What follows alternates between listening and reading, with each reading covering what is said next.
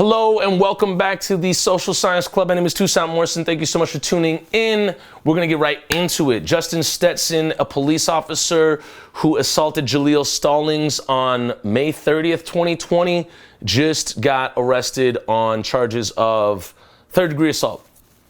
So again, what I do here is I'll give you the content, then I'll give you the context, and then I'll give you the bigger lesson.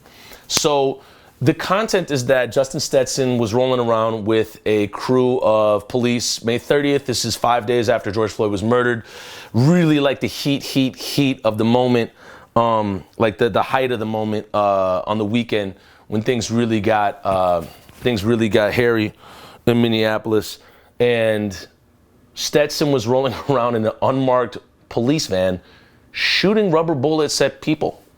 And some of the body cam footage said that they were on a hunt, and they essentially went just full on commando. I mean, they just started shooting rubber bullets at people for no damn reason. They pulled up on Jaleel Stallings. Jaleel Stallings is a black man who, licensed gun owner, heard the shots, started firing back, did not know that they were police officers, did not know that they were non-lethal rounds, did not know what was going on.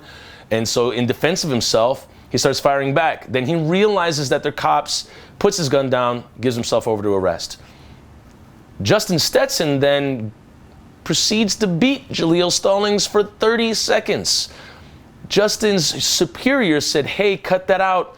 And Justin just kept on going. And the body cam footage incriminated Justin, and the AG, Attorney General Keith Ellison, just said, "Yeah, you're gonna get charged now." And so, what happened initially was Jaleel Stallings got brought to court for firing bullets at an officer, and he was acquitted. And in his acquittal, the chief of the police at the time, Medaria Arredondo, said, "You know what? It had been 4 days that these cops have been dealing with looting, rioting, and arson. You know, essentially saying, hey, these guys were really tired, so let them beat up a black man." And so, like, Medaria just, it's just like the excuses and the rhetoric is so ridiculous. Like, I can't rack my brain fully around how you can excuse that behavior. The standards for becoming a police officer are so low that you can fast track it quicker than becoming a hairstylist in Minnesota. And for another time, I digress. So the content, and I laugh because it's so effing dumb. It's just so ridiculous. It's like it's like that type of language. You think that people are gonna go, "Ah, yes, Medaria, they had been working hard for 4 days after they just murdered a man." They got themselves into the mess. This is state-created situations, the state-created scenario, as Michelle Gross from COAPB calls it. State-created danger. And so they create the scenario, the people respond, and then they levy the scenario against the people. Either way, Jaleel Stallings was acquitted, and then he gets a settlement for, I believe, $1.5 million from the city, a civil lawsuit for his assault, for him being assaulted by the cops. They broke an orbital bone in his face. Now, if you know anything about a broken orbital bone, you know that it swells everything up right away. You watch MMA, I mean, that thing is just like, a family member of mine had a broken orbital bone playing sports, and it was awful.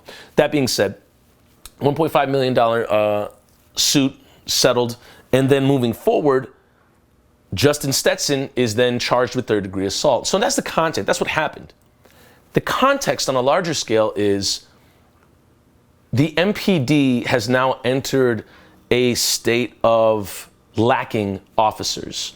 And they lack officers because the quality of officers in the department is so bad that it creates state-sanctioned violence. When it creates state-sanctioned violence, you get a public response of rage. And when that rage then is publicly expressed, you then have, the whole point is that you get a department that then goes lopsided. The MPD can't pay people enough for bonuses, signing on bonuses to join the MPD. because the department quality is so low. They had to get a new chief of police, and they're throwing out these large numbers for people to join. So when you have a low quality officer, very low, in Justin Stetson, you're going to create some situations that are going to compromise your entire department. It doesn't matter who the top cop is, the most caring, loving, kind, compassionate cop that could be in the department. You are as strong as your weakest link. And so if you have somebody like Stetson going off the rails, saying, going full on cowboy and saying, I'm just going to beat these people up and shoot rubber bullets wherever I want, then you compromise the department. Here's what happens next. The city pays Jaleel Stallings $1.5 million. The police don't get defunded. The police defund the city. So if your police department is of an extremely low, poor quality caliber, it is going to cost your city money for their F-ups. So what ended up happening, that $1.5 million is part of the, I believe, $150 million that the Minneapolis Police Department ran up in a tab in civil lawsuits, pension plans, and I guess civil lawsuits and pension plans. And then I think it was also pension plans, and people got bonuses, not bonuses, but they got paid just by leaving for saying that they had, they were traumatized by the riots that they created.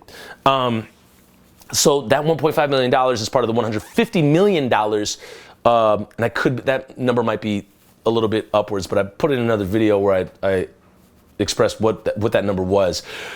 But that amount of money was then, that's what it cost the city. So the police department then defunds the city. So you see where this is going. And this doesn't, I want to express this to you. You can be pro-cop and still say, what the F is going on? You can be an abolitionist, and I would assume you would surely be like, what the F is going on?